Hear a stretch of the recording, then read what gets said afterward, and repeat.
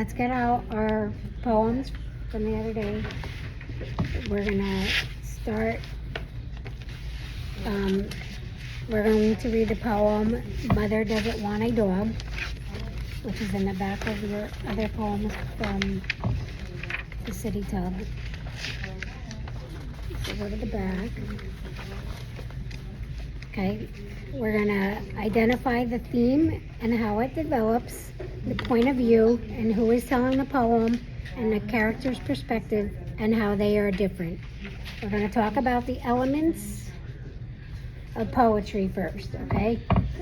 So we have repetition, which is repeating a word, phrase, line, or stanza within a poem. Poets use repetition to reinforce essential themes or ideas and create a sense of urgency or intensity. We have rhyme, which is the repetition of similar or identical sounds at the end of two or more words. Poets rhyme the last word or two or more lines in a stanza or words within the same line.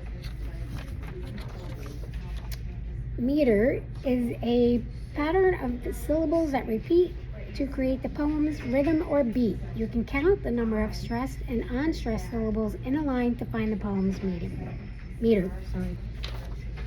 Verse. Verse is a single line within a poem.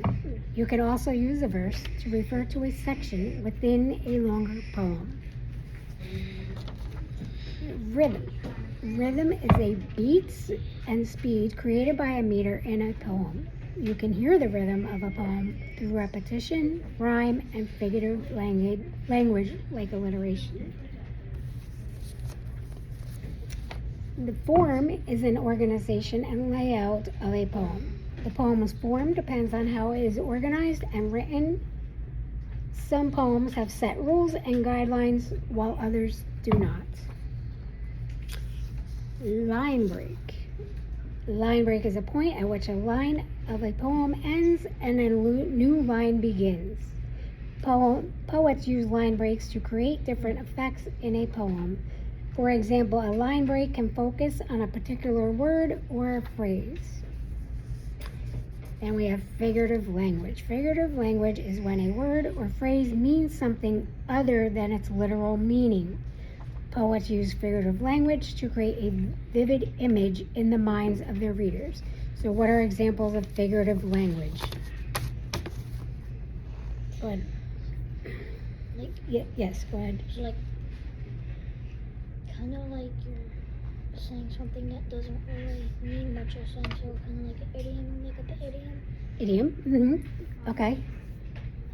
Anybody else? Go ahead. Onomatopoeia. Okay. What's an example of an onomatopoeia? Boom, bang, whack, smack. Good. Those are good ones. Okay. I have another example. A word that mimics a sound. That's onomatopoeia. That's onomatopoeia. Okay. Simile and a simile uses like or as. Like or as? Simile. Okay. It could be actually all of them, because it just says uses words or phrases where the words don't mean exactly what they say, and none of them mean exactly what they say. Okay. Like we were saying, like a heart of gold, right? Mm-hmm. Do you really have a heart of gold? No. Okay. Or like, I say, like, I'm so hungry I could eat a horse. You can't actually eat a horse. Can't really. Yeah. You just have to. You can't really eat a horse. You can. It'll just be very sad at the end. No, you can't really eat a horse. Like, because if you can't eat a horse, that's, first of all, it's illegal and gross. Like, it just means you're so hungry, your appetite is so big. You literally can't eat a horse. You just have a really big appetite. Just means you're starving. Okay? You can't really eat a horse. You can't get a horse and eat it. You can. No, you can't. Okay? Like, okay? Don't ever do that. Okay? All right, then you have a stanza. Stanza is a group of lines arranged together to organize a poem into sections. Stanzas are separated from each other by a blank line or a line break. They're so funny. All right, so then you have poetic elements, the different tools, techniques, and features that poets use to create meaning, mood, and emotions are called poetic elements. Rhythm, meter, stanza, rhyme, form, line break, repetition, and figurative language. They're all poetic elements, okay? So, we're going to go through our poem, okay? And count how many stanzas we have. So, how many stanzas are in this poem? Okay, go ahead. Label how many stanzas you have. You need a pencil? Or you have one, it's right underneath. There you go. Anybody, you all have a pencil, right? How many stanzas do you have? Label it. Then go through, when you're done with that, how many lines are in the poem? All stanzas. How many stanzas? You're going to count how many lines you have too. So if you already did that, that's fine too.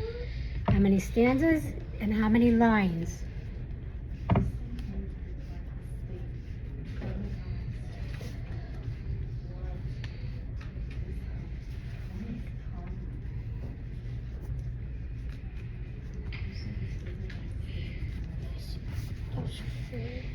Is it Hunter? It's not Hunter. What's your name? Holden, that's it. I'm sorry. I'm like, I know it's not Hunter. I'm looking at you and I'm like, started with an H. I'm sorry.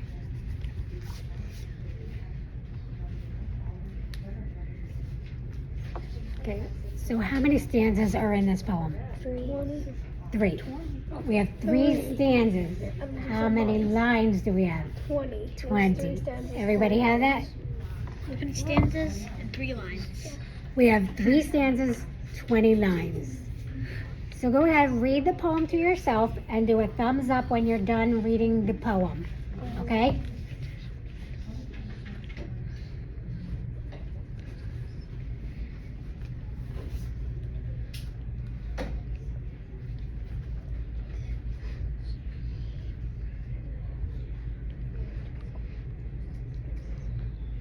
Oh my god.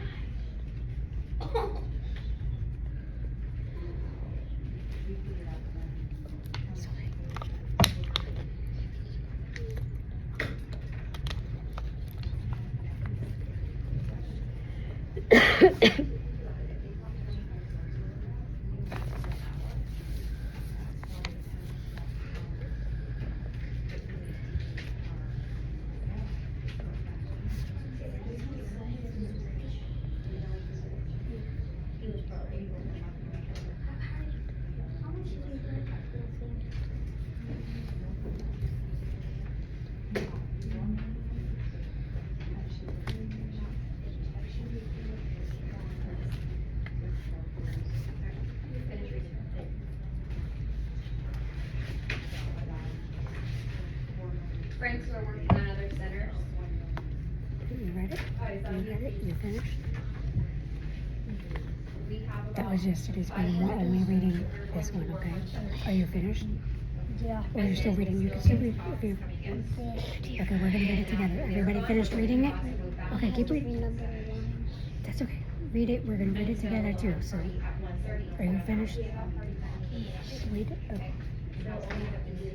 Okay. Just keep holding a moment.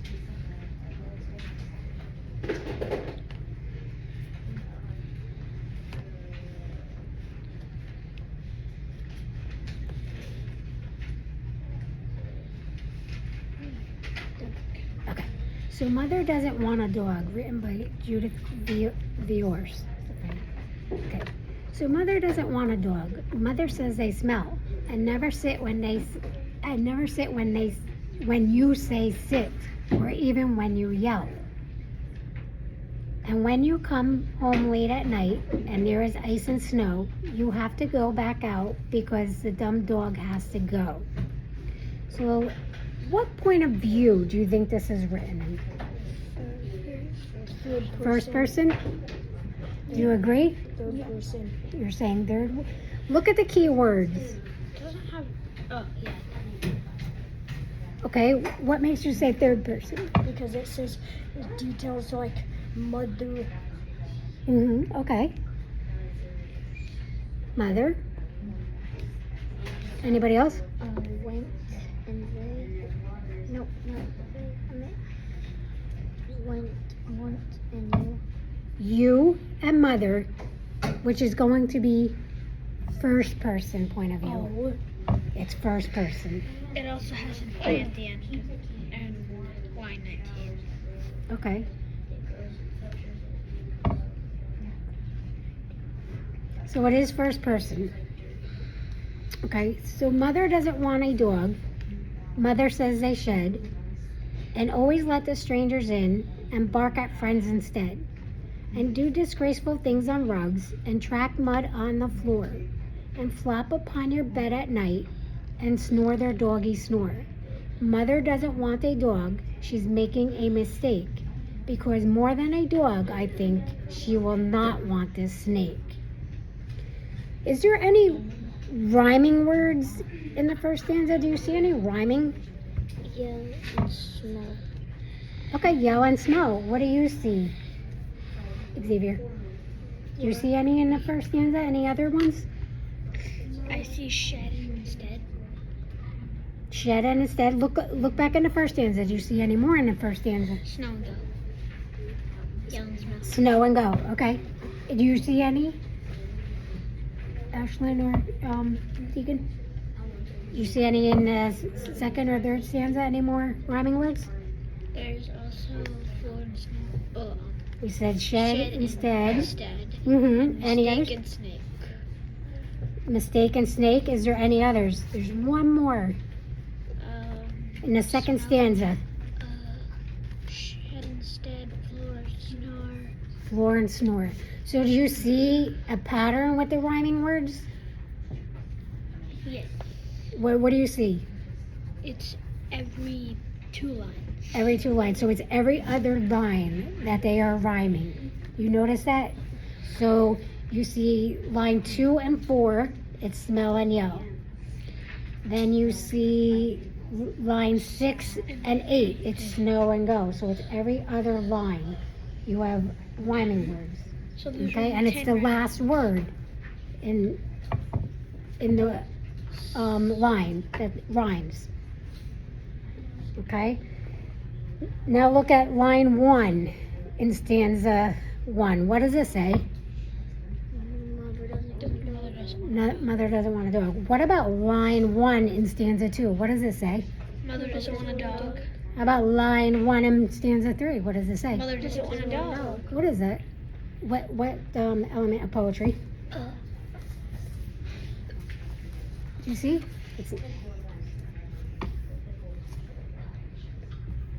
It's telling that the mother doesn't really want a dog. Mother doesn't want a dog. What's it? Repetition? Okay, repetition. So it's saying the same line over and over, right? So it's a repetition, repeating the phrase over and over. Okay. So what about? So that's like a structure in the poem. Okay. How about who's? So we went over. It's the first person point of view. Who's telling the poem? Whose perspective is it? The narrator. Kid. You're right. A child's point of view. I'm gonna